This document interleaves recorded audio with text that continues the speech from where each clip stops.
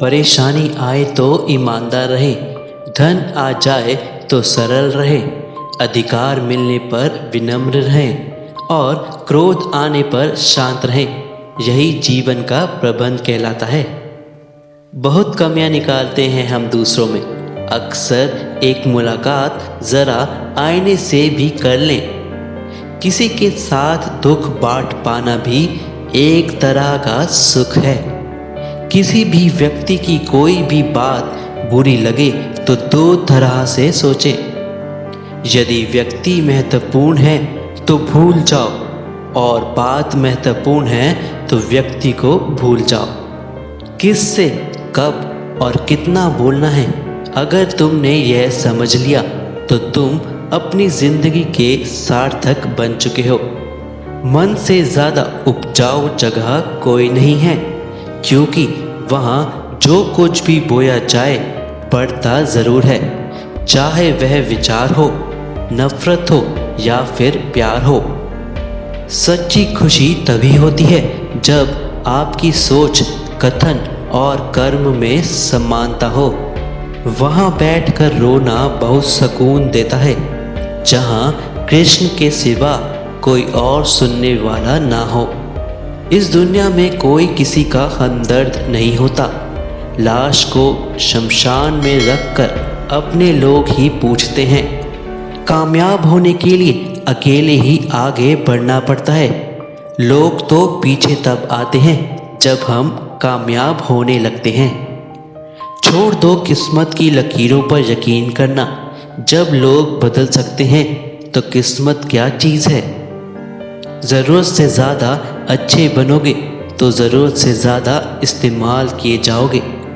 नकारात्मक विचारों का आना तय है, परंतु यह आप पर निर्भर करता है कि आप उन्हें कितना महत्व देते हैं। सच्चा मित्र वही है जो उस समय में भी आपके साथ खड़ा हो जब सारी दुनिया आपके खिलाफ हो। कामयाब लोग अपने फैसले से दुनिया बदल देते हैं और नाकामयाब लोग दुनिया के डर से अपने फैसले बदल लेते हैं। संबंध तो श्री कृष्ण और सुदामा जैसा होना चाहिए, एक जो कुछ मांगता नहीं और दूसरा जो सब कुछ देकर भी कुछ जताता नहीं। केवल जीतने वाला ही नहीं बल्कि कहाँ पर हारना है यह जानने वाला भी श्रेष्ठ होता है। उस मनुष्य की ताकत का कोई मुकाबला नहीं कर सकता जिसके पास सब्र की ताकत है। इस संसार में देखने के लिए बहुत सारे खूबसूरत स्थान हैं, पर सबसे खूबसूरत जगह है बंद आंखों से अपने भीतर देखना। सहना चाहिए, मौके पर कहना भी चाहिए और शांति के साथ रहना भी चाहिए। सुख दुख के एक सिक्के के दो पहलू हैं। जहाँ सुख होगा वहाँ दुख भी होगा, जहाँ दुख होगा वहाँ सुख भी होगा। इसलिए सुख दुख के बारे में बिना सोचे निरंतर अपने लक्ष्य को प्राप्त करने के लिए प्रयास करते रहना चाहिए। रिश्तों का संबंध सिर्फ रक्त से नहीं होता। जो मुसीबत में हाथ थाम ले उससे बड़ा कोई रिश्ता नहीं होता। जीवन में कभी मौका मिले तो किसी के लिए सारथी बनना, स्वार्थी नहीं। श्री कृष्ण से कितना कुछ छूटा। पहले माँ छूटी, फिर पिता छूटे, फिर नंद किशोर मिले, वो भी छूटे। संगी साथी छूटे, राधा भी छूटी, गोकुल छूटा, फिर मथुरा छूटा। श्री कृष्ण से जीवन भर कुछ ना कुछ छूटता ही रहा। नहीं छूटा तो वो था देवत्व, मुस्कान और सकारात्मकता। श्री कृष्ण उत्सव के प्रतीक हैं। सब कुछ छूटने पर भी कैसे खुश रहा जा सके, यह श्री कृष्ण से अच्छा कोई नहीं सिखा सकता। इसलिए हमेशा खुश रहें, सदा मुस्कुराते रहें। श्री कृष्ण कहते हैं, तुम सब कुछ मुझे सौंप दो, सारा दर्द, परेशानी, और बिल्कुल हल्के होकर मुझे याद करो। धीरे धीरे तुम्हारा जीवन बदल जाएगा। सेहत के लिए योग और किसी की ज़रूरत पर सहयोग, दोनों से ही जीवन बदलता है।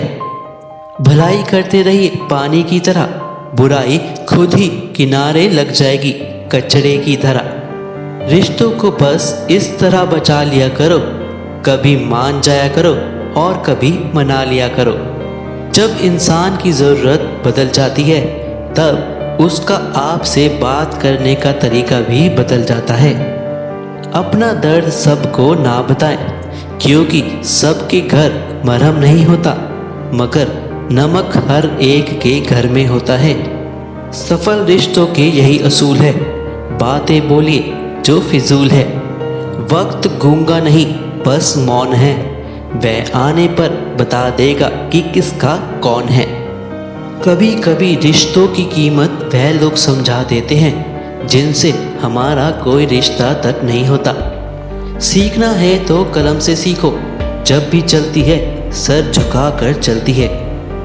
सत्य कभी दावा नहीं करता कि मैं सत्य हूँ, लेकिन झूठ हमेशा दावा करता है कि सिर्फ मैं ही सत्य हूँ। श्रद्धा का मतलब है आत्मविश्वास और आत्मविश्वास का मतलब है भगवान में विश्वास।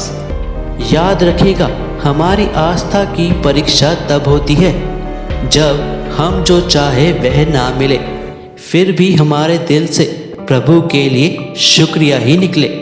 हमारी वीडियो को अंत तक देखने के लिए धन्यवाद। ऐसी और वीडियोस देखने के लिए हमारे चैनल को सब्सक्राइब करना मत भूलिएगा। प्रभु आप सभी पर अपनी कृपा बनाए रखे। यदि आप भी भगवान को मानते हैं तो कमेंट में लिखना मत भूलिएगा। जय श्री कृष्ण।